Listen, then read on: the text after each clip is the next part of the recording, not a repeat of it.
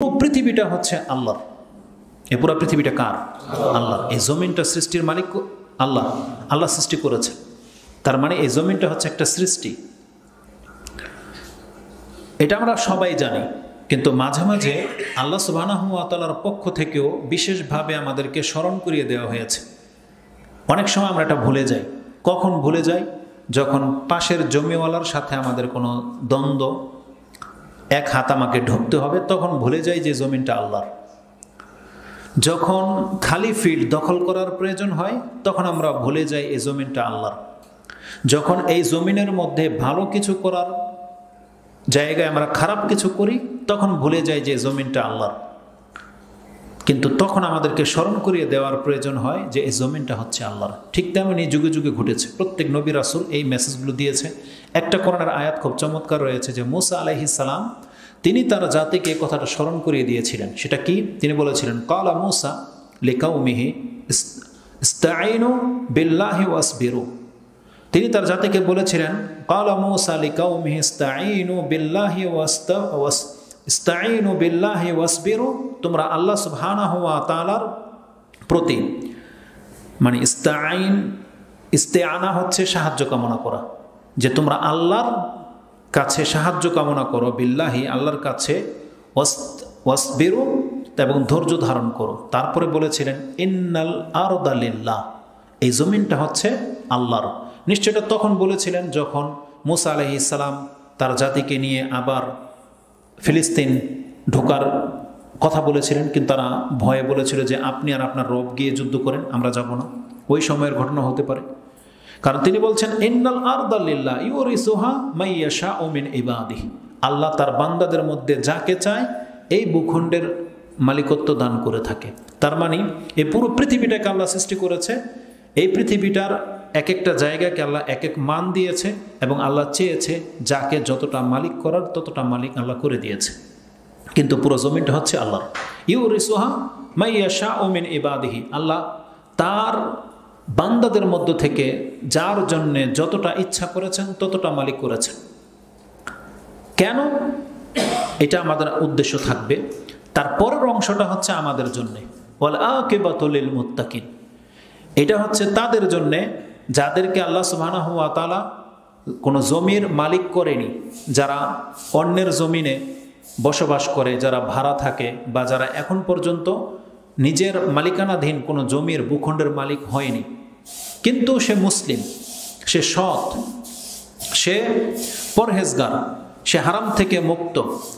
ওয়াল আকিবাতু লিল মুত্তাকিন, তবে জেনে নাও সর্বশেষ পরিণতিটা বা সর্বশেষ ফলাফলটা মুত্তাকিদের আন্ডারে যাবে, ফেভারে যাবে। তার মানে এই জমিনের মধ্যে যাকে আল্লাহ চেয়েছে, যতটা চেয়েছে মালিক করে দিয়েছে। তুমি বান্দা, আল্লাহর বান্দা, তুমি পরহেজগার, তুমি সৎ, ওগুলো দেখে তুমি ধোঁকা খেয়ে যেও না। মানে আল্লাহ এটা বোঝাতে চাচ্ছে, ওগুলো দেখে তুমি ধোঁকা খেয়ে যেও না যে আল্লাহ তোমাকে ইগনোর করেছে বা ছুঁড়ে ফেলে দিয়েছে, বা আল্লাহ তোমাকে মানহানি করেছে বা তোমাকে মান মর্যাদা দেয়নি, তুমি এটা ভুলে যেও না। কেন? ওয়াল আকিবাতু লিল মুত্তাকিন, কারণ শেষ সুফলটা মুত্তাকিদের আন্ডারেই হবে।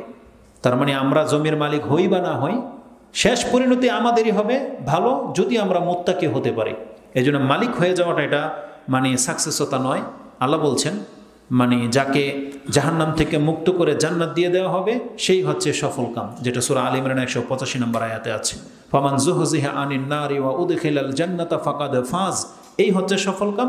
অমাল হায়াতুদ দুনিয়া ইল্লা মাতাউল গুরুর, তার মানে যাকে কোটিপতি বানানো হয়েছে, কোটি টাকার সম্পত্তি দেওয়া হয়েছে, এটা হচ্ছে মাতাউল গুরুর, ক্ষণিকের জন্যে। মানে এটা আল্লাহ সুবহানাহু ওয়া তাআলার ভালোবাসাও নয়, এটা আল্লাহর দয়াও নয়। আল্লাহ এটাকে দয়া বলে নাই, এটা জাস্ট আল্লাহর একটা ভাগ, আল্লাহর ইচ্ছা, যাকে যতটার মালিক করার করে দিয়েছে। কত কাফের আছে বিশাল রাষ্ট্রের মালিক, কাফের। তো এটা আপনি বলবেন যে আল্লাহ দয়া করেছে ওর উপরে? না, আল্লাহর দয়া নয় এগুলো। আল্লাহর যেটা রিজিক, এটা হচ্ছে নিয়ম, যে আল্লাহ হচ্ছেন রাজ্জাক, আমরা সৃষ্টি, আমাদেরকে রিজিক দিতে হবে, যেন আল্লাহ রিজিক দিচ্ছে, এটা আল্লাহর দয়া নয়। দয়া কোনটা? আল্লাহর দয়াতে আমরা মুসলিম হয়েছি, এটা আল্লাহর দয়া। আল্লাহর দয়া হবে যখন আমরা মুসলিম হয়ে মরতে পারবো, মুত্তাকি হয়ে মরতে পারবো, এবং যখন জান্নাত পেয়ে যাব, এটা হবে আল্লাহর দয়া। এটা হচ্ছে আল্লাহর রহমত। কারণ রাসূলুল্লাহ সাল্লাল্লাহু আলাইহি ওয়াসাল্লাম তো এই কথাই বলেছে, কেউ কোনো ব্যক্তির আমল দিয়ে জান্নাত পাবে না, একমাত্র আল্লাহর রহমত ছাড়া। তো ওটা হচ্ছে দয়া, ওটা হচ্ছে রহমত।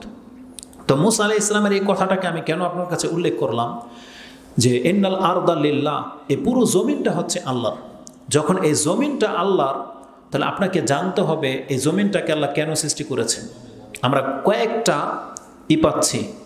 দিক পাচ্ছি যে এই উদ্দেশ্যগুলো নিয়ে আল্লাহ এই জমিনটাকে সৃষ্টি করেছেন। একটা বৃহৎ উদ্দেশ্য হচ্ছে আল্লাহ সুবহানাহু ওয়া তাআলার এই জমিন আমাদের প্রয়োজনে আল্লাহ সুবিন্যস্ত করে দিয়েছে জমিনকে। এই জমিন থেকে আমাদেরকে রিজিক দেওয়া হয়, এই জমিন আমাদেরকে নিয়ে বয়ে আছে, আমরা এর উপরে চলাফেরা করতেছি। এই জমিন আমাদের মুর্দাদেরকে গ্রহণ করবে, আমাদের মরে গেলে জমিনের বুকে আমাদেরকে দেয়া হয়। এবং এই জমিন থেকেই, এটা আমানত, আল্লাহ এটাকে আমানত বলেছে। কিয়ামতের মাঠে আল্লাহ জমিনকে বলবে তুমি আমার আমানত রিটার্ন করো, তোমার কাছে যা রাখা হয়েছে গচ্ছিত সেটা আমার কাছে এখন পেশ করো। তখন জমিন তার বুকের ভিতরে যা কিছু আছে সব বের করে দেবে। এটা জিলজালের মধ্যে রয়েছে। আমরা জানি যে আল্লাহ সুবহানাহু ওয়া তাআলা সেই দিন আদেশ করবে জমিনকে, আর জমিন সব কিছু বের করে দেবে। এটা সূরা জিলজালের মধ্যে আছে। তো এটা একটা উদ্দেশ্য যে জমিনকে সৃষ্টি করা হয়েছে, এর মাধ্যমে আমাদের রিজিক দেওয়া হয়, জমিন থেকে আমরা রিজিক পাচ্ছি। এই জমিনকে সৃষ্টি করা হয়েছে আল্লাহর ইবাদত করার জন্য। আমরা সেজদা যখন করি কোথায় করি? জমিনে করি। তার মানে এটা একটা আল্লাহর উপকরণ, ইবাদত করার একটা কৌশল যে তোমরা জমিনে সেজদা করবে। সেজদা তো আমরা আল্লাহ কি করি, কিন্তু সেজদা কখন রূপ পায়? যখন আমরা জমিনে মাথাটা ঠেকিয়ে দিই। তাহলে জমিনকে এই জন্য সৃষ্টি করা হয়েছে যে এই জমিনটা পুরাটাই হচ্ছে আল্লাহর, অতএব মাথা ঝুঁকবে আল্লাহর উদ্দেশ্য, অন্য কোনো উদ্দেশ্য নয়। তো এটাও জমিনকে সৃষ্টি করার একটা উদ্দেশ্য। তৃতীয়ত যেটা আমি পাচ্ছি, জমিন হচ্ছে পরীক্ষা স্বরূপ সৃষ্টি করা হয়েছে। তার মানে এই জমিনে আমাদের মধ্যে অনেক ব্যক্তিরা আছে এমন কিছু করে যেটা তার নাজাতের সাবাব হবে, আর এমন কিছু করে যেটা অনেকের জন্য ধ্বংসের কারণ হবে। দেখেন একই জমিন, এই জমিনের মধ্যে আমাদের মাঝে এত রকমের লোক, কেউ আছে নাজাতের কাজ করতেছে, আবার এই জমিনে কেউ আছে ধ্বংসের কাজ করতেছে, ফাসাদ। তো কিয়ামতের মাঠে আল্লাহ এই জমিনটাকে পরীক্ষা স্বরূপ দাঁড় করিয়ে দিবে। জমিন বলে দেবে কোথায় কে কি করেছে, কারণ আল্লাহ তাকে আদেশ করবে। ওটাও সূরা জিলজালের মধ্যে আছে। সেই দিন জমিন তার গহ্বর থেকে সবকিছু বের করে দেবে এবং মানুষ বলবে মা লাহা, এটার কি হয়েছে, জমিনের কি হলো? তখন আল্লাহ সুবহানাহু ওয়া তাআলা বলছেন ও সব কিছু তার ইতিবৃত্তান্ত তার রবের কাছে পেশ করবে, সবার কাছে পেশ করবে। যদিও আমি ওই হাদিসটাকে কোট করতে চাচ্ছি না, তিরমিজিতে আছে, কিন্তু হাদিসটার মান হচ্ছে দুর্বল। এবার ইবনে কাসির এই সূরা জিলজালের তাফসিরে এনেছেন যে এই জমিনে যে যেখানে সাজদা করেছে সে জায়গাগুলো আল্লাহর কাছে সাক্ষী দেবে, কিন্তু এই হাদিসের মান আমি দুর্বল পাচ্ছি। হতে পারে, আল্লাহু আলম, মানে আমরা যে যেখানে সাজদা দিই এই জায়গাগুলো কিয়ামতের মাঠে আল্লাহর কাছে সাক্ষী দেবে যে আল্লাহ এই জায়গাতেও ও সালাত আদায় করেছিল। এই জন্য বলা হয় যে যে যত জায়গায় পারে ঘুরে ফিরে সালাত আদায় করতে। ফরজ যেখানে পড়বেন সেখানে না পড়ে সুন্নতটা একটু দূরে গিয়ে বা সরে গিয়ে পড়েন, যাতে করে এই জমিনটা, ভূখণ্ডটা আপনার সাক্ষী হয়ে দাঁড়ায়। তবে হাদিসটা দুর্বল, তিরমিজিতে যেটা কোট করা হয়েছে। কিন্তু অন্যান্য যে উদ্দেশ্যগুলো আমরা পাচ্ছি যে হ্যাঁ, এই জমিনকে চাইলে আপনি আপনার নাজাতের সাবাব বানাতে পারেন, চাইলে। আর এটা যদি বাস্তব না হতো, সত্য না হতো, তাহলে আপনি দেখতে পাইতেন বহু মানুষ নিজের জমিন মসজিদ মাদ্রাসায় দিয়ে দিচ্ছে। যদি এটা দিয়ে নাজাত না হতো তাহলে এই ইবাদত আল্লাহ নাজিল করতেন না। তার মানে নিঃসন্দেহে কেউ যদি তার অংশ, কেউ তার জমিন কোনো ভাইয়ের জন্য ছেড়ে দেয়, দান করে দেয়, তারপরে মসজিদ মাদ্রাসা বানিয়ে দেয়, নিঃসন্দেহে এটা তার নাজাতের বড় একটা সাবাব। তা দেখেন, জমিনটাকে আল্লাহ সৃষ্টি করেছে যাতে করে এর মাধ্যমে আমরা জান্নাত খরিদ করতে পারি। এটা একটা সাবাব, জমিনটা হচ্ছে একটা সাবাব। কিন্তু এই জমিনকে কেন্দ্র করে মানুষ আবার ধ্বংস হবে।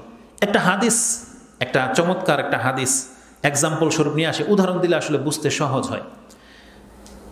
আমাদের উচিত এই জমিনে এমন কাজ করা যেই কাজের মাধ্যমে আমরা নাজাত পাবো, আর এমন কাজ না করা যেই কাজ করলে আমরা ধ্বংস হব। যেমন একটা হাদিস আপনারা সবাই জানেন, আমরা অনেকবার শুনেছি সেই হাদিস। ইমাম মুসলিম তার কিতাবুল মসজিদের মধ্যে উল্লেখ করেছেন, হাদিস নাম্বার 1414, মানে 1414 নম্বর হাদিস মুসলিমে রয়েছে। আবু হুরায়রা তার বর্ণনাকারী, তিনি বলতেছেন আন্না রাসূলুল্লাহ সাল্লাল্লাহু আলাইহি ওয়াসাল্লাম ক্বালা আহাব্বুল বিলাদি ইলাল্লাহ, আল্লাহর কাছে পছন্দনীয় বিলাদ মানে ভূখণ্ড, শহর। আরেকটা ভাষা হচ্ছে আহাব্বুল আরদি ইলাল্লাহ, আল্লাহর কাছে পছন্দনীয় জমিন। আরেকটা শব্দ হচ্ছে আহাব্বুল বিকা, আহাব্বুল বিকাই ইলাল্লাহ, আল্লাহর কাছে পছন্দনীয় ভূখণ্ড হচ্ছে ওটা যেই ভূখণ্ডের মধ্যে মসজিদ রয়েছে। আহাব্বুল বিলাদে ইলাল্লাহি মাসাজিদুহা, যেই ভূখণ্ডগুলোতে মসজিদ নির্মিত হয়েছে এই পৃথিবীতে, ওই জায়গাটা আল্লাহর কাছে পছন্দনীয়, অত্যধিক পছন্দনীয়। আর কি আছে? ও আবগাদু বিলাদে ইলাল্লাহ ও আবগাদু বিকায় ইলাল্লাহ ও আর আবগাদুল আরদি ইলাল্লাহ আসওয়াকুহা, আর ওই জায়গাটা আল্লাহর কাছে সব থেকে বেশি অসন্তুষ্টির কারণ হয় যেই জায়গাতে বাজার তৈরি হয়। তার মানে একটাই জমিন। এখন এই জমিনটা, আপনার এই পাশের বাড়ির জমিনটা খালি পড়ে আছে, যে জমিনটা আমরা দেখে আসলাম, এটা একটা খালি জমিন, এটার কোনো মান নাই, আল্লাহর কাছে কোনো মান নাই। এটা আমাদের কারণে হয় এখন আল্লাহর পছন্দনীয় জায়গা হবে, অথবা আমাদের কারণে আল্লাহর গজবের জায়গা হবে। আল্লাহর জমিন কিন্তু আল্লাহর জমিন, ফ্রেশ জমিন। আপনি চাইলে এটার মধ্যে সেজদার জায়গা বানাতে পারেন, এটার মধ্যে আপনি কবরস্থান বানাতে পারেন যেখানে আল্লাহর জিকির হবে না, এটার মধ্যে চাইলে এমন কিছু বানাতে পারেন যেখানে জিকির করাই নিষেধ, মানে বাথরুম বানাতে পারেন। বাথরুমের তো আল্লাহর জিকির করা যায়? জিকির করা যায় না। মানে 3টা ঘর দেখেন, একটা ঘর বাথরুম বানাতে পারেন, সেখানে আল্লাহর জিকিরই চলবে না, হারাম। যদি কবর বানান, এটাও একটা ঘর, সেখানে জিকির তো হারাম না, কিন্তু সেখানে জিকির করার মতো কোনো লোক থাকে না। মুর্দাকে জিকির করতে পারে না। আপনার ঘর যদি বানান, সেখানে আপনি চাইলে জিকির হবে, নাহলে হবে না, তখন সম্মানিত না, সম্মানিত নয়। কিন্তু আপনি যদি মসজিদ বানান, তাহলে সেখানে আল্লাহর জিকির হবে। তাহলে একটা জায়গা, একটা প্রতিষ্ঠানের বা একটা ইচ্ছা বা একটা কর্মের কারণে সেটা আল্লাহর কাছে পছন্দনীয় হয়ে যাচ্ছে, আর কর্মের কারণে সেটা আল্লাহর কাছে ঘৃণিত বা অপছন্দনীয় হয়ে যাচ্ছে। অথচ জমিন কিন্তু এই টুকরাটাই। এখন এই টুকরাটা আমরা মানুষরা আল্লাহর পছন্দনীয় জায়গা বানাচ্ছি, কেউ আবার আল্লাহর অসন্তুষ্টির জায়গা বানাচ্ছে। কিসের ভিত্তিতে? হয় যদি সেখানে মসজিদ হয়, তাহলে আল্লাহ পছন্দনীয় জায়গা হয়ে যাবে সেই জায়গাটা, আর যদি সেখানে বাজার হয়, তাহলে আল্লাহর অপছন্দনীয় জায়গা হয়ে যাবে। সুবহানাল্লাহ। আমরা এই হাদিসকে যখন পড়ি, আমরা শুধুমাত্র ফোকাস করি কিসেকে? মসজিদকে, যে আহাব্বুল বিলাদে ইলাল্লাহি মাসাজিদুহা, যে আল্লাহর কাছে মসজিদ হচ্ছে সবচেয়ে প্রিয় পছন্দনীয় জিনিস। এখানে কিন্তু আল্লাহ সুবহানাহু ওয়া তাআলা মসজিদকে ইন্ডিকেট করেন, বরং ওই জায়গাকে উদ্দেশ্য করেছে যে জায়গাতে মসজিদ বানানো হবে। আহাব্বুল আরদ মানে এই পৃথিবীর মধ্যে পুরো জমিনটাই আল্লাহর, কিন্তু আল্লাহ সুবহানাহু ওয়া তাআলার এই জমিনের মাঝে আল্লাহর কাছে পছন্দনীয় হয়ে যাবে ওই টুকরাটা, যেই টুকরার মধ্যে মসজিদ বানানো হবে। মসজিদ বানালে এই জমিনটা আল্লাহর কাছে বেশি মূল্যবান হয়ে যাবে। আর যদি এই টুকরাটার মধ্যে আপনি বাজার বানান, তাহলে এটা আল্লাহর কাছে সব থেকে বেশি অসন্তুষ্টির জায়গা হয়ে যাবে। তাহলে আমাদের অবস্থাটা দেখেন আজকে। আমরা বলি আমরা মুসলিম, আমরা আল্লাহর সন্তুষ্টির কামনা করি, আমরা সবসময় আল্লাহর সন্তুষ্টির পথে হাঁটি, কিন্তু এই পৃথিবীতে মসজিদের সংখ্যা বেশি না মার্কেটের সংখ্যা বেশি? আপনি দেখতে পাবেন। বরং মসজিদ, যতগুলো জায়গাতে মসজিদ করা হয়েছে, যত টাকা খরচ করে, এগুলো যদি এক পাল্লায় রাখেন, আর যত টাকা দিয়ে মার্কেট বানানো হয়েছে, যত জায়গায় মার্কেট রয়েছে, যদি এক পাল্লায় রাখেন, এরকম 10টা মসজিদের পাল্লাও আপনি ট্যাকেল দিতে পারবেন না, ওই বাজারের পাল্লাকে উঠাইতে পারবেন না, ওটা ভারী ভারী থেকে যাবে। কারণ শুধু ইহুদি নাসারা বা কাফের মুশরিকরা বাজার বানায় না, আজকে মুসলিমরা প্রতিযোগিতা করে বাজার মার্কেট বানাচ্ছে। বাজার বলতে অনেকে হয়তো মাছের বাজার আর কাঁচা বাজার মনে করেন, মার্কেট বলতে হাইপার মার্কেটের দিকে চলে যাবে, যাতে এক কথায় আল্লাহর জিকির হয় না, সেখানে দুনিয়াবি সমস্ত কাজ হয়। এটা হচ্ছে বাজার। সেটা মাছের বাজার আর কাঁচা বাজার বলেন, আর সেটা আপনার স্টক লোডের বাজার বলেন, বা সেটা আপনি কি বলেন, ওই যে জি শপিং মল তো আছে, আরেকটা জন্য কি হয় মেলা, কি মেলা যেন, জাতীয় মেলা, যেগুলো বাণিজ্য মেলা বলেন, ওটাও বাজার। তাহলে আমরা মানুষরা, আল্লাহ বলেছেন তুমি চুজ করো, তুমি কোনটা করবা। এই জমিনটা আমি তোমার কাছে ছেড়ে দিলাম, এখন এই জমিনের কোন অংশটা তুমি আল্লাহর সন্তুষ্টির কাজে লাগাইবা, তোমার ইচ্ছা। কোন জমিনের অংশটা তুমি আল্লাহর অসন্তুষ্টির কাজে লাগাইবা, এটা তোমার ইচ্ছা। তার মানে এখন চাইলে তুমি ডিসাইড করো, এই জমিনটা আমি তোমার জন্য শস্য ক্ষেত করে দিয়েছি। কেউ চাইলে এই জমিন দিয়ে সে দুনিয়া কামাতে পারে, কেউ চাইলে এই জমিনের এক টুকরা, 1 বিঘত জমি দিয়ে সে জান্নাতে ঘর নিতে পারে। আল্লাহ অপশন দিয়ে দিয়েছে। এক টুকরা মানে আধা হাত, বলা হয়েছে আধা হাত জায়গায় কে আছে যেটা আমার জন্য ঘর বানাবে, আমি আল্লাহ তার সাথে ওয়াদা করতেছি, আমি তাকে জান্নাতে ঘর দিয়ে দেব। এই হাদিস আসবে। তো এই হাদিসটা ইমাম মুসলিম কোট করেছেন 1114 নম্বর হাদিসে। মসজিদকে কেন আল্লাহ পছন্দ করে, এর ব্যাখ্যায় যে কথাগুলো বলা হয়েছে, কারণ মসজিদ মানেই হলো ইবাদতের জায়গা। সেখানে আল্লাহর জিকির করা হবে, শুধুমাত্র আল্লাহর দিকে মানুষকে ডাকা হবে, আল্লাহর গুণগান করা হবে, এছাড়া আর কোনো কিছু নাই, উদ্দেশ্য নাই। এটাই হচ্ছে মসজিদের মূল লক্ষ্য। কারণ আল্লাহ সুবহানাহু ওয়া তাআলা কোরআনে সূরা নূরের মধ্যে কথাগুলো উল্লেখ করেছেন। আল্লাহ বলছেন ফি বুয়ুতিন, এটা এমন একটা ঘর, ফি বুয়ুতিন আযিনাল্লাহু আন তুরফা, যেই ঘর সম্পর্কে আল্লাহ আমাদেরকে আদেশ করেছেন, আমাদেরকে অনুমতি দিয়েছেন, যেই ঘরকে সুউচ্চ করা হোক, সমুন্নত করা হোক, মানে মর্যাদার সব থেকে বেশি মর্যাদা দেয়া হোক যেই ঘরকে, সেটা হচ্ছে মসজিদ। ফি বুয়ুতিন আযিনাল্লাহু আন তুরফা, আল্লাহ বলেছেন তোমরা সেই ঘরকে বেশি মূল্যায়ন করবে, মর্যাদা দেবে, এর অধিকার আল্লাহ তোমাদেরকে দিয়েছে। তার মানে সব থেকে বেশি মর্যাদাবান ঘর হইতে হবে আমাদের মসজিদ, যদিও সেটা বেড়ার হোক, যদিও সেটা সুনের হোক, টিনের হোক, যেটাই হোক, ওটা আমাদের কাছে সব থেকে বেশি মর্যাদার জায়গা হতে হবে। কেন আল্লাহ বলছেন ওয়ায়ুযকারা ফি হাসমুহু ইউসাব্বিহু লাহু ফিহা বিল গুদুই ওয়াল আসাল, কেননা সেখানে আল্লাহ সুবহানাহু ওয়া তাআলার পবিত্রতা ঘোষণা করা হবে। ইউসাব্বিহু লাহু, তার জন্যে পবিত্রতা ঘোষণা করা হবে, কার জন্যে? আল্লাহর জন্যে। ফিহা, তাতে, বিল গুদুই ওয়াল আসাল, সকাল এবং সন্ধ্যায়, মানে 24 ঘন্টায় যাতে ওই ঘরটার মধ্যে আল্লাহর প্রশংসা, আল্লাহর গুণগান করা হয়, এমন একটা ঘর হবে। এই ঘরকে আমাদেরকে বলা হয়েছে তোমরা সেটাকে মূল্যায়ন করো, মর্যাদাবান করো। তার মানে আল্লাহর পক্ষ থেকে পৃথিবীতে একটা ঘরকে শুধু বেশি মান দেওয়া হয়েছে, সেটা হচ্ছে মসজিদ। সেটা যত ছোট হোক, যত তুচ্ছ জিনিস দিয়ে গড়া হোক, কিন্তু যখন মসজিদের বাউন্ডারি লেগে যাবে, যেটা মসজিদ, ওটা হচ্ছে আল্লাহ সুবহানাহু ওয়া তাআলার কাছে সব থেকে বেশি দামি। কেন?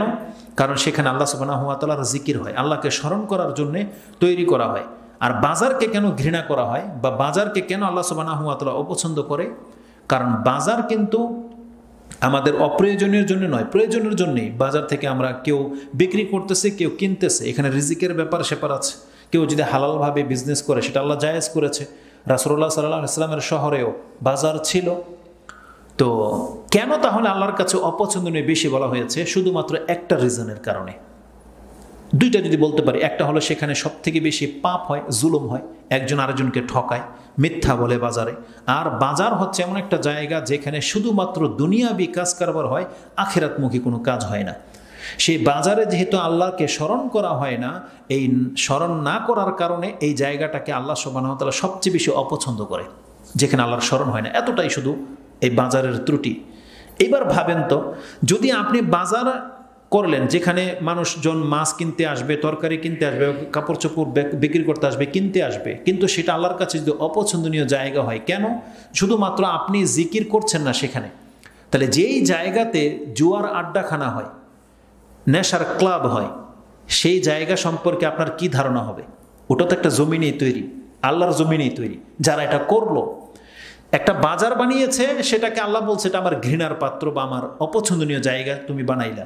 আর যেই ব্যক্তি জুয়ার ক্লাব বানালো, নেশার ক্লাব বানালো, এ কি করলো তাহলে? কতটা ঘৃণার পাত্র সে আল্লাহর কাছে হয়েছে।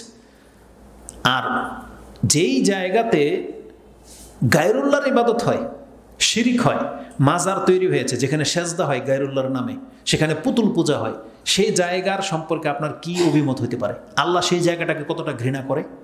যদিও জমিনটা আল্লাহর, কিন্তু যারা আল্লাহর ইবাদতের জায়গায় গায়রুল্লাহর ইবাদতের আস্তানা বানালো, মাজার হোক, কবর কেন্দ্রিক সেজদা যেখানে করা হয়, অথবা গায়রুল্লাহর জন্য যেখানে ইবাদত করা হয়, জশ্নে জুলুস করা হয়, রং ঢং করা, গান বাজনা হয়, সেই জায়গাগুলো আল্লাহর কাছে কতটা জঘন্য হতে পারে, বা যারা এটা করে তাদের রেজাল্টটা কি হবে পরকালে? তো তার মানে এই জমিনে তারা ফিতনায় পড়ে গেছে। তারা এমন কাজ করতেছে যে এটা তাকে ধ্বংস করে দেবে, তাকে নাজাত এনে দিতে পারবে না, ধ্বংস করে দেবে। আর নাজাতের একটা কারণ, একটা জায়গা হচ্ছে শুধুমাত্র মসজিদ। যদি মানুষ মসজিদ বানায়, তাহলে সে একটা নাজাতের রাস্তা করে নিল, নাজাতের রাস্তা করে নিল। একটা কি এমন নাজাতের রাস্তা? ওই হাদিসও আমরা জানি যে যেই ব্যক্তি মসজিদ বানালো, আল্লাহ তাকে জান্নাতে ঘর দেবে, তাই না? আমরা দুই ব্যক্তিকে যদি এখন কম্পেয়ার করে আপনাকে বুঝাই, বিচক্ষণ কে? আমরা তো কথা বলি, অনেক কথা বলি, কোরআন হাদিস দিয়ে বলি, আবার দুনিয়াও আমরা অনেকে অনেক বুঝি। বিচক্ষণ কোন ব্যক্তি? যেই ব্যক্তির কাছে কিছু টাকা আছে, সেই টাকা দিয়ে শুধু মসজিদ বানালো, বিভিন্ন মসজিদে কল্যাণকর কাজে সে অংশ নিল, তার কোনো বেনিফিট নেই। একটা মসজিদ বানিয়ে তার 1 টাকা ঘরে আসবে না, 1 টাকা আসবে না। আরেক ব্যক্তি সে জানে যে আমার 50,000 টাকা যদি আমি এখন কোনো একটা মার্কেটে শেয়ার কিনি বা একটা মার্কেটে দোকান করি, তার মাসে অন্তত ভাড়া আমার 5,000 টাকা আসবে, আর ভালো পজিশনের জায়গা হলে 10,000 টাকা ভাড়া আসবে। বিচক্ষণ কে? কোনো ব্যক্তির কাছে 50,000 টাকা আছে, 1 লাখ টাকা আছে, তা দিয়ে 50,000 টাকা দিয়ে সেটা মার্কেটে দোকান কিনলো। আরেক ব্যক্তি 50,000 টাকা দিয়ে মসজিদ বানালো। এই দুই ব্যক্তির মধ্যে বিচক্ষণ কে? বাস্তবিক অন্তরকে সামনে রেখে বলেন, বাস্তবিক তো বিচক্ষণ ওই ব্যক্তি যেই ব্যক্তি 50,000 টাকা দিয়ে একটা দোকান বানিয়েছে। কেন? কারণ মাসে 10,000 টাকা আসবে, সে বিচক্ষণ। কিন্তু যে একটু আগে বলেছি, কোরআন হাদিসের ভাষাগুলো আমরা মূল্যায়ন করতে জানি না।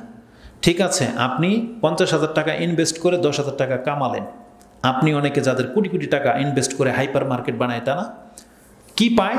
এ লাখ লাখ টাকা ইনকাম করে। কিন্তু আল্লাহ ছোট্ট একটা কথা বলেছে, এটা যদি আমরা আসলে মূল্যায়ন করতে পারতাম তাহলে আমাদের চরিত্র এমন হতো না। কি আছে? ওসমান রাদিয়াল্লাহু তাআলা আনহু যখন মসজিদ নববী থাকার পরেও আরেকটা মসজিদ বানানোর ইচ্ছা করলেন, তখন উপস্থিত সাহাবেরা এবং তাবেঈরা তারা এটাকে অপছন্দ করলো, যে মসজিদ নববী থাকতে ওসমান রাদিয়াল্লাহু তাআলা কেন আবার মসজিদ বানানোর প্রয়োজন হলো। তখন তিনি এই হাদিসটা বলেছিলেন, ওসমান রাদিয়াল্লাহু তাআলা আনহু, যে ইন্নাকুম আকসারতুম, তোমরাই অধিকাংশ এই ধরনের কথাবার্তাগুলো বলতেছিলা। তখন তিনি বলেছিলেন, ও ইন্নী সামিআতুন নবী সাল্লাল্লাহু আলাইহি ওয়াসাল্লাম ইয়াকুল, আমি মুহাম্মদুর রাসূলুল্লাহ সাল্লাল্লাহু আলাইহি ওয়াসাল্লামকে এই কথা বলতে শুনেছি, মান বানা মসজিদান লিল্লাহ, যেই ব্যক্তি আল্লাহর জন্য ঘর বানাবে, মসজিদ বানাবে, বানাল্লাহু মিসলাহু ফিল জান্নাহ, তার আল্লাহ অবিকল তার জন্য জান্নাতে একটা ঘর বানিয়ে দেবে। জান্নাতের ঘর আর দুনিয়ায় 50,000 টাকায় 10,000 টাকা ইনকাম করা, কি ডিফারেন্স আপনি বলেন তো দেখি, পার্থক্যটা কি? পার্থক্যটা একটু পরে বলবো। আরেকটা চমৎকার দোয়া আছে, যে দোয়াটা আপনারা মসজিদে ঢোকার ক্ষেত্রে বলেন, তখন আমি বলবো যে পার্থক্যটা কোন জায়গায়। তো এই হাদিসটা ইমাম বুখারী এবং মুসলিম কোট করেছেন, যে যেই ব্যক্তি আল্লাহর জন্য একটা মসজিদ বানাবে, মসজিদ বানানোর অংশ নেবে, আল্লাহ তার জন্য জান্নাতের ঘর দেবে।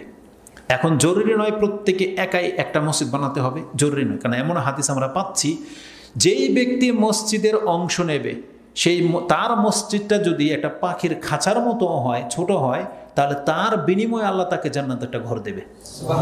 তাহলে পাখির খাঁচা তো এতটুকু ছোট হয়, আর একটা মানুষের জায়গায় দাঁড়াতে আরো বেশি কয় ফিট? অন্তত পক্ষে 1 ফিট বাই 2 ফিট জায়গা লাগে, স্কোয়ার 3 ফিট জায়গা লাগবে, 4 স্কোয়ার ফিট লাগবে। তাহলে আপনার টাকায় যেখানে একটা খাঁচা, পাখির খাঁচার সমান মসজিদের কথা বলা হয়েছে, তার বিনিময়ে আল্লাহ আপনাকে জান্নাতে একটা ঘর দেবে। অনেকে এটাকে একেবারে হালকা জিনিস মনে করে, কিন্তু আমি একটা জিনিস যখনই আমার মনে পড়ে আমার খুব আশ্চর্য লাগে। আপনারা এইভাবে ভাবেন কিনা আমি জানি না। আমাদের উচ্চতা কত? 5 ফিট 6, 7, 6 ধরে নিই, 6 ফিট। আমরা 6 ফিট মানে 3.5 হাত, 6 ফিট। 6 ফিটের জন্য ঘর লাগে উচ্চতা কত? 10 ফিট, তাই না? প্রত্যেকটা ফ্লোর তো 10 ফিট উচ্চতা। আদম আলাইহিস সালাম ছিলেন নাকি 60 হাত? কয় হাত? 60 হাত মানুষের জন্য যদি ঘর বানাতে হয়, তার উচ্চতাটা কতটুকু লাগবে? 60 হাত তো আর 1 ফিট না, 60 হাত মানে 90 ফিট। তার জন্য 150 ফিটের ঘর দরকার, তাই না? 150 ফিট উঁচু ঘর দরকার। আর দুনিয়াতে সর্বোচ্চ বিল্ডিং কত? 2000 ফিট। তার মানে কয়তলা হবে? 10 তলা। মানে 150 ফিটের 10 তলা না? 150 ফিটের 10 তলা। আল্লাহ সুবহানাহু ওয়া তাআলা আমাদেরকে জান্নাতে বানাবে, আমরা প্রত্যেকে হব 90 ফিট, 90 ফিট উঁচু। আর আপনার আমার জন্য যে ঘর বানাবে আল্লাহ, সেটা 150 ফিট যদি উঁচা হয়, আর সেই ঘরগুলোর ব্লকগুলো হবে স্বর্ণের, ব্লকগুলো হবে স্বর্ণের। আর কিন্তু আমাদের কাছে এগুলোর মূল্যায়ন হচ্ছে না। আর আদম আলাইহিস সালামের মতো যদি 60 হাত এই জমিনে আজকেও আমাদেরকে রেখে দিত, আমাদের সবার টাকা যত আছে সব খরচ শেষ হয়ে যেত শুধু একটা চৌকি বানানোর ক্ষেত্রে। 60 হাত মানুষের একটা চৌকি কত টাকা লাগবে বলেন? আপনার এই সেগুন কাঠের যেই কাঠ আপনারা ফার্নিচার বানান, একটা আলমারির দাম বিলে লাখ টাকা। একটা মিডিয়াম যদি হয় 30,000 50,000 টাকা। আর 60 হাত মানুষের যদি খাট বানাইতে হয়, সুবহানাল্লাহ, আপনার টাকা পকেটে যা সব ফুতুর হয়ে যাবেন। আল্লাহর কত বড় এহসান যে আল্লাহ একটা মেজর করার জন্য আমাদেরকে পিঁপড়ার মতো ছোটও বানায় নাই, আবার আদম আলাইহিস সালামের মতো 60 হাতও রেখে দেয় নাই। একটা মেজর দান করেছে যাতে আমরা আমাদের সামর্থ্যের মধ্যে চলতে পারি। সুবহানাল্লাহ, আল্লাহ বলছেন, বান্দা আমি তোকে জান্নাতে 60 হাত করে দেব যাতে তুই নিয়ামত ভোগ করতে পারোস। তাহলে 60 হাত মানুষের ঘরগুলো আমরা বানাবো না, এটা আমাদের সাধ্যের বাইরে। এই জন্য আল্লাহ বলছেন, বান্দা প্রত্যেকের ঘরগুলো আমি আল্লাহ তোর জন্য বানিয়ে দেবো। এই জন্য জান্নাতের ঘরগুলো আমরা বানাবো না, আল্লাহ প্রস্তুত করে দেবে। আমরা যা যা করতেছি, এই জন্য 12 রাকাত যারা সুন্নতে রাতে বা পড়েন তাদের জন্য আল্লাহ দায়িত্ব নিয়ে নিয়েছে। প্রতিদিনের জন্য একটা করে বিল্ডিং হচ্ছে, অলরেডি হচ্ছে। কেউ যদি সুবহানাল্লাহ আলহামদুলিল্লাহ আল্লাহু আকবার বলে, তার বাগানে গাছ রোপণ করার জন্য আল্লাহ ফেরেশতা নিযুক্ত করিয়ে দিছে। আমাদের কোনো কাজ নাই সেখানে, এই দুনিয়াটাই আমাদের কাজ। আমরা শুধু এখান থেকে চেক পাস করতেছি, ওখানে গিয়ে বাস্তবায়ন হবে। তো এই মসজিদগুলো, এই জমিনটা আল্লাহ সুবহানাহু ওয়া তাআলা তো জানে যে বান্দা তোর আধা বিগত জায়গা দিয়ে তুই জান্নাতের একটা গ্রান পর্যন্ত পাবি না। যদি আল্লাহ সুবহানাহু ওয়া তাআলা আমাদেরকে তার মালিক না করে দেয়, পুরো পৃথিবী বিক্রি করলে, বলা হয়েছে রাসূলুল্লাহ কি বলেছে, পুরো পৃথিবী বিক্রি করলে জান্নাতের মহিলার একটা ওড়না কেউ খরিদ করার ক্ষমতা রাখে না, দাম হবে না। পুরো পৃথিবীর মালিক যদি বিক্রি করে দেয়, জান্নাতের একটা রমণীর ওড়না সে কিনতে পারবে না, বলা হয়েছে। তো এটা কি মানে আশ্চর্য একটা ব্যাপার না? তো আল্লাহ সুবহানাহু ওয়া তাআলা বলেছেন যে আমি তোমাকে জান্নাতে ঘর দেব। এবার বলেন তো দেখি, ওই 50,000 টাকা ইনভেস্ট করে যেই ব্যক্তি 10,000 টাকা কামাচ্ছে, এখন বিচক্ষণ কে, এ নাকি যেই ব্যক্তি 50,000 টাকা দিয়ে মসজিদ বানিয়ে সে জান্নাত ঘর নিয়ে নিল? কে বিচক্ষণ হবে? নিঃসন্দেহে এটা। কারণ কি, ওটা তাআলা বলছেন ওমাল হায়াতুদ দুনিয়া ইল্লা মাতাউল গুরুর। বান্দা ওটা তো ধ্বংস হওয়ার হবেই, যে কোনো সময় আমি আপনি মরতে পারি। আজকের জুমার খুতবা ছিল মৃত্যু সম্পর্কে। আমাদের মৃত্যু যে কোনো সময় আসতে পারে, এটা ফাইনাল হয়ে আছে, শুধুমাত্র ওই সময়টা আসতে বাকি। মৃত্যু চলে আসলে আপনার আমার সব ইনকাম বন্ধ হয়ে যাবে, এখন পরকালের ইনকাম চালু হয়ে যাবে। তো ওই ব্যক্তি হচ্ছে বিচক্ষণ, যে অ্যাকচুয়ালি এই জমিনের মধ্যে আল্লাহ তাকে সামর্থ্য দিয়েছে আর সেটা সে কল্যাণকর কাজে লাগিয়েছে। এটা হচ্ছে বিচক্ষণতা। আপনি বলেন তো দেখি, কোনো ব্যক্তি যদি মার্কেট বানান বা বড় ধরনের বাড়ি যে বানিয়েছেন, তার বিনিময়ে বিশাল আকার মার্কেটের কারণে জান্নাতে ঘর তো দূরের কথা, একটা ইটা পাবেন, এর কোনো গ্যারান্টি আছে? আপনার অন্তরও কোনোদিন বলবে না যেটা হয়। কিন্তু মসজিদের ক্ষেত্রে আল্লাহ সুবহানাহু ওয়া তাআলা বলে দিয়েছে এটাই হচ্ছে ফাইনাল। তো এই খবরগুলো যে আমাদেরকে দেওয়া হয়েছে আল্লাহর পক্ষ থেকে, কিন্তু এই খবরগুলোর প্রতি আমাদের আস্থা নাই। অ্যাকচুয়ালি আমাদের আস্থা নাই। কেন বললাম?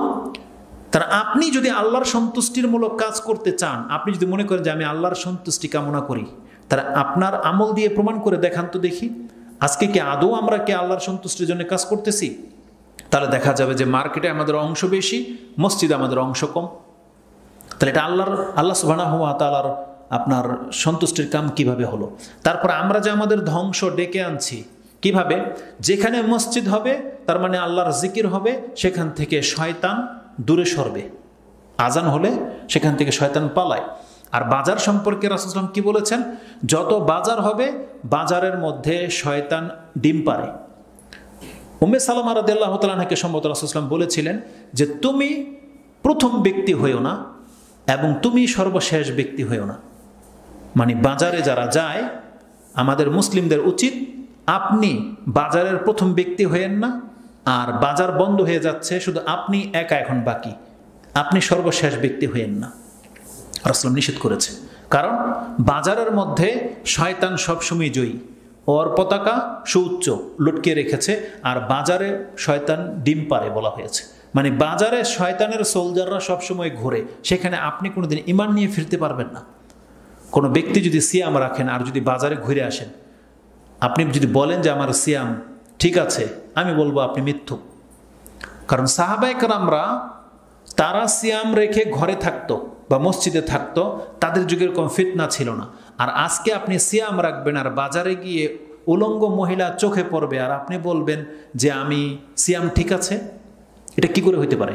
এই দৃশ্যটা রাসূল সাল্লাল্লাহু আলাইহি ওয়াসাল্লামের যুগে ছিল না। কিন্তু কোনো ব্যক্তি যেই কোনো বাজার বলেন, যেই কোনো বাজার, আপনি ঘর থেকে বের হন এখন, যেই কোনো জায়গায় এমন একটা বাজার যদি কেউ দেখাতে পারেন যে হুজুর হ্যাঁ এই বাজারটা আছে, আমি 1 ঘন্টা এখান থেকে ঘুরে আসব, একজন মহিলাও বেপরদায় আসবে না।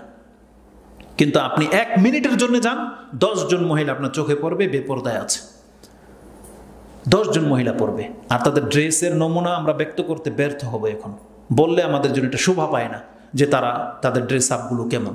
আর বাজার বন্ধ হয়ে যাচ্ছে, তার মানে কি রাত 9টা 10টা বাজে বাজার বন্ধ হয়ে যায়, সবাই চলে যাচ্ছে, এখন আপনার কেনাকাটা শেষ হয় না। আপনি এমন ব্যক্তি হয়েন না। তার মানে যেই ব্যক্তি প্রথমে বাজারে ঢোকে বা সর্বশেষ বাজার থেকে বের হয়, এই ব্যক্তিকে শয়তান ক্যাপচার করে নিয়েছে, শয়তান তাকে তার আয়ত্তায় এনে ফেলেছে। এটাই রাসূল সাল্লাল্লাহু আলাইহি ওয়াসাল্লাম বুঝাতে চাচ্ছেন। তো আমাদেরকে বাজার থেকে সরতে হবে। এই একটা হাদিসকে যদি আমরা সামনে রেখে কথা বলি, মসজিদের আদব গুরুত্ব সম্পর্কে আর কিছু বলার প্রয়োজন নাই। যেখানে বলা হয়েছে যে মসজিদে আল্লাহ সুবহানাহু ওয়া তাআলা সন্তুষ্টির জায়গা, মসজিদে যারা আসে তাদের জন্য আল্লাহ কত কিছু ব্যবস্থা করে রেখেছে, সেই হাদিসগুলো আমরা বলবো। কিন্তু দেখেন, মসজিদের প্রতি আমাদের আস্থা নাই, মসজিদের দিকে আমরা ঝুঁকি না, আমাদের পায়তারা, আমাদের উঠা বসা, আমাদের আড্ডা সব বাজার কেন্দ্রিক। অথচ এই হাদিসগুলো তো আছে আমাদের সামনে, কিন্তু আমাদের অন্তরে কোনো জায়গা নেয় না। এই খবরগুলো কেন আমরা বিশ্বাস করি না? আরেকটা বলছিলাম যে আরেকটা কথা বলবো, সেটা হচ্ছে মসজিদে যখন আমরা ঢুকি কি দোয়া পড়ি? আল্লাহুম্মা আফতাহ আলী আবওয়াবা রাহমাতিকা। তার মানে মসজিদ শুধু আল্লাহর পছন্দনীয় জায়গা না, বরং আল্লাহর রহমতের দরজাগুলোর খোলা হয়, তাই না? এই বক্তব্যটা আমি কোথাও যেন করেছিলাম, আপনাদের সাথে শেয়ার করি। আপনার টাকায় গড়া মসজিদ, আপনার টাকায় গড়া আপনার মার্কেট, আপনার টাকায় বানিয়েছেন আপনার বাড়ি। আপনি যখন বাড়িতে ঢোকেন, বাড়িটা বিশাল, অনেক টাকা ডুপ্লেক্স করেছেন, অনেক টাকা খরচ করে। আপনি বাড়িতে ঢোকার সময় কি বলেন? বাড়িতে ঢোকার সময় বিসমিল্লাহ। এটা তো সব কাজের ক্ষেত্রে বলবেন বিসমিল্লাহ। তারপরে কি বলেন? বেশি জোর আসসালামু আলাইকুম, ঠিক আছে না? সালাম। তার মানে বাড়িটা হচ্ছে একটা শান্তির জায়গা। মানুষ ঘরে ঢুকলে কি পায়? শান্তি পায়। নিজের বাড়িতে ঢুকলে শান্তি পায়। এই শান্তিটা কি স্থায়ী না ক্ষণস্থায়ী? ক্ষণস্থায়ী। তো বাড়িতে শান্তি আছে, মার্কেটে শান্তি আছে? মার্কেটে সালামও নাই, দোয়াও নাই। তবে কোনো ব্যক্তি যদি নিজের কাফারা পুরা করতে চায়, তাহলে একটা দোয়া আছে, জানেন এই দোয়া কেউ? যেই দোয়া পড়লে 1 লাখ নেকি হয়।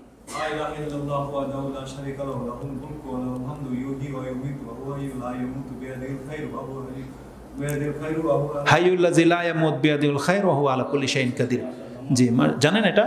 মানে 1000 × 1000, তো 1 লাখ হয়, 10 লাখ হয়, 10 লাখ হয়, 10 লাখ, 10 লাখ নেকি আছে তাতে। তা আমি যে জিনিসটা দেখাতে চাচ্ছি, বাজারে ঢুকলে আপনি আল্লাহর কাছে বলতে পারেন না কোনো কিছু যে আল্লাহ আমি বাজার বানিয়েছি, এত বড় মার্কেট, তুমি আমাকে কিছু দেও, কিছুই পাবেন না। যখন আপনি ঘরে ঢোকেন তখন আপনি আল্লাহর কাছে কিছুই চাচ্ছেন না, কিন্তু যখন আপনি মসজিদের দরজা দিয়ে ঢোকেন তখন কি বলতেছেন? আল্লাহুম্মা আফতাহ আলী আবওয়াবা রাহমাতিকা। আল্লাহ তুমি আমার জন্য তোমার রহমতের দরজাগুলো খুলে দাও। আপনি ঢুকেছেন একটা দরজা দিয়ে। কয়টা দরজা দিয়ে? একটা। আর আপনি আল্লাহর কাছে বললেন আল্লাহ তুমি আমার জন্য তোমার রহমতের দরজাগুলি খুলে দাও।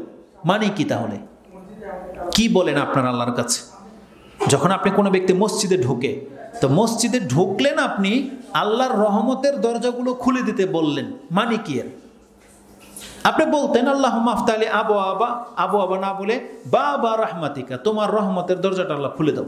কিন্তু আপনি বলছেন আবওয়াবা রাহমাতিকা, বহু বচন দিয়ে কেন বললেন? আল্লাহ তুমি তোমার রহমতের দরজাগুলো খুলে দাও।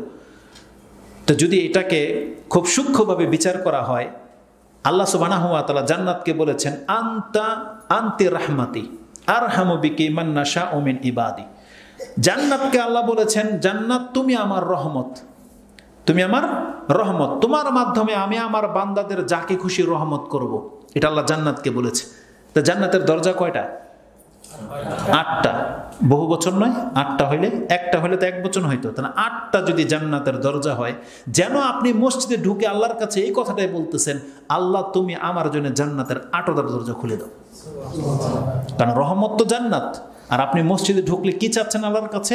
যে আল্লাহ আমি তোমার ঘরে এসেছি, এর বিনিময়ে তুমি তোমার রহমতের 8টা দরজা আমার জন্য খুলে দাও। আল্লাহুম্মা আফতাহ আলী আবওয়াবা রাহমাতিকা, তোমার রহমতের যতগুলো দরজা আছে আল্লাহ তুমি আমার জন্য সেটা খুলে দাও। অথচ সেই মসজিদটা আপনি বানিয়েছেন টিনের হোক, বেড়ার হোক, বা যত তুচ্ছ যত কম দামি জিনিস দিয়ে বানান না কেন, যখন সেটা মসজিদের রূপ নিয়ে নেবে, তার মানে আল্লাহ বলতে চাচ্ছে এই দরজা দিয়ে যেই ব্যক্তি ঢুকবে এই ঘরের মান এমন, তার জন্য জান্নাতের 8টা দরজা খুলে দেওয়া হবে। কিন্তু এই অধিকার আমাদের ঘরে ঢুকলে নাই, যদিও টাইলসওয়ালা ঘর, মোজাইক করা ঘর, কিন্তু আপনি আল্লাহর কাছে 1000বার বললেও, বা এই সাহসী নেই আপনার যে আল্লাহ আমার হালাল টাকাটা করেছি, আল্লাহ তার বিনিময়ে তুমি আমাকে জান্নাত দাও, দিবেন আল্লাহ আপনাকে জান্নাত। কিন্তু মসজিদ এমন একটা জায়গা, তার মানে এই জমিনের মধ্যে আল্লাহ মসজিদ বানাতে দিয়ে আমাদের জন্য একটা সহজ রাস্তা করে দিয়েছে জান্নাতের। কারণ রাসূল সাল্লাল্লাহু আলাইহি ওয়াসাল্লামের এক হাদিস তো আছে যে আমার জন্য পুরো জমিনটাকে আল্লাহ মসজিদ বানিয়ে দিয়েছে, তাহলে সেজদা মসজিদের যে কোনো জমিনে করলেই হইতো। কিন্তু মসজিদ কেন খাসভাবে বানানোর প্রয়োজন হইল? এটা এই জন্যে বানানোর প্রয়োজন হয়েছে, মূলত আল্লাহ এই কাজের বিনিময়ে আল্লাহ আপনাকে নাজাত দিতে চায়, আল্লাহ আপনাকে জান্নাতে স্পেশাল কিছু দিতে চায়। এই জন্য আল্লাহ মসজিদ বানাতে বলেছে। এই জন্য মসজিদ হচ্ছে এমন জায়গা যেখানে আল্লাহ সুবহানাহু ওয়া তাআলার রহমত পাওয়া যায়। মসজিদ এমন জায়গা যার মাধ্যমে আপনি আল্লাহ সুবহানাহু ওয়া তাআলার কাছে জান্নাত কামনা করতে পারেন।